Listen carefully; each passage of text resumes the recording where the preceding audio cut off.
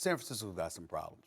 And this is not the elite defense in the game of football or whatever, but just to watch this dude perform the way that he performs, one pass after another. He misses Devontae Adams 1 minute. He catches him again in the left side of the end zone, ultimately to tie the score up. San Francisco can't make anything happen. They throw it in. Bethard throws an interception, deep in Packers territory, and he's got a little over a minute left, and he's just driving them downfield with pinpoint passes, picking them apart. It reminds me of the days of, these young whippersnappers out here wouldn't remember somebody like Kenny Stabler for the Oakland Raiders back in the days in the 70s when this dude would just pick people apart. Didn't have the strong arm that Aaron Rodgers had, but just was a surgeon out there. The Montanas of the world, the Steve Youngs of the world, people like that. You just watched Aaron Rodgers last night, and the emotion that I came over, on one hand, I'm looking at him and I'm just saying, he's a bad man. He's something special. Do you just sit there cheesing? No. Like when you watch him? Do you let people watch with you? Honestly speaking, well, of course I let people watch with me. But I will tell you, not last night, though. But the point that I would make to you. Candles. Like candles, you know what I'm saying? Absolutely. The shrine, the whole nine. But I will tell you this, in all seriousness. When I look at Aaron Rodgers, there's two emotions that overcome me, Max. One is the greatness of him. The other is my annoyance, if not flat out disgust with the Green Bay Packers for not getting him the help that he needs.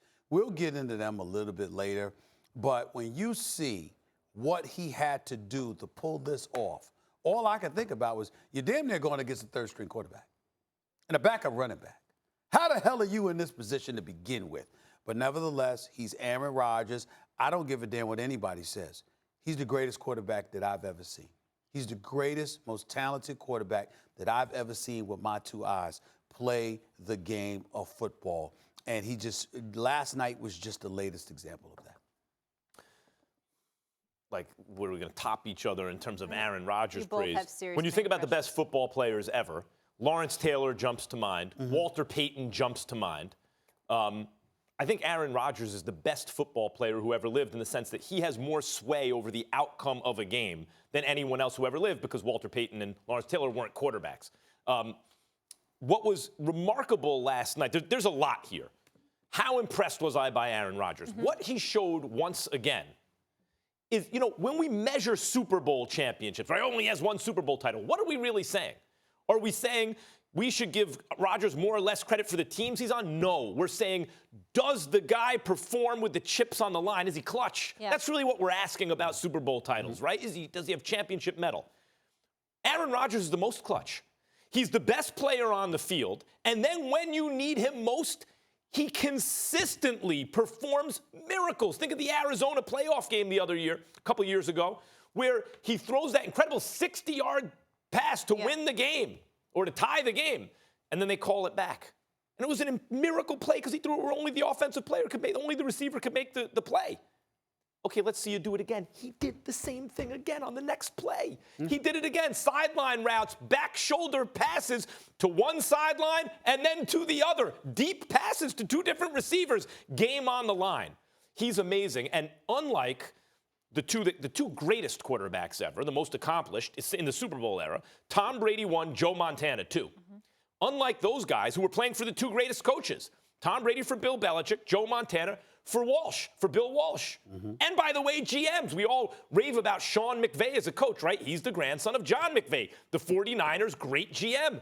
And Belichick is the GM of the Patriots. So Montana and Brady have great GMs, the best coaches of their eras. And so when they're both clutch players who consistently make the big play when you need them the most. But those big plays are still the results of, yes, they're reading defenses, but also the systems they're in. Aaron Rodgers' amazing plays are the result of things only he can do. Like, we're watching Patrick Mahomes. Oh, my God.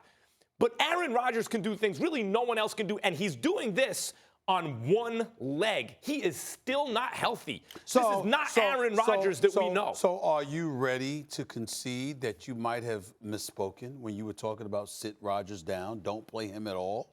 No, quite the opposite. As a matter of fact, did you hear what Aaron Rodgers said? Look, we're a couple of plays away from being 5-1 or 1-5, basically, right? That's all NFL teams. Most NFL teams in the middle, they're 8-8-ish teams, 6-10, 10, in that area. They're all a couple plays away. Think about the Packers right now, Stephen A. Are the Packers better off or worse off to make the playoffs because they played Aaron Rodgers? I would say maybe he made the difference in one win. So for that now, you got a bye week, and then you have the Rams and the Patriots. They're going to lose both those games. But the reason I'm asking that question is because have you been paying attention to how awful the Green Bay Packers can be? Right. And I'm talking about with Aaron Rodgers having to come to the rescue. So the point is that had they sat Aaron Rodgers down, they'd have no chance right now. This season would have been over from the moment they sat him down because the likelihood, based on what we're seeing, combined with the fact that you got somebody like Kaiser, lying in wait in the event that Aaron Rodgers is on the bench, you would not have won a game. I disagree. You wouldn't have won a game. I disagree with that. If you look at their schedule, they had a little soft spot that they just passed, right? It was a little soft spot in the schedule before it gets kind of brutal. That was a time to sit him because with the bye, it would have given him 4 weeks rest, and he would have missed 3 games, and I think they could have won one of those games. So let's look back. When I said they should have sat him, it was the Bills. I think they could have beaten the Bills. They won 22-0. So their defense kept the Bills to 0 points. I think they could have won with any quarterback that day. And then the Lions and the Niners, let's say they lose both those games. So they're 2-3-1 instead of 3-2-1, right?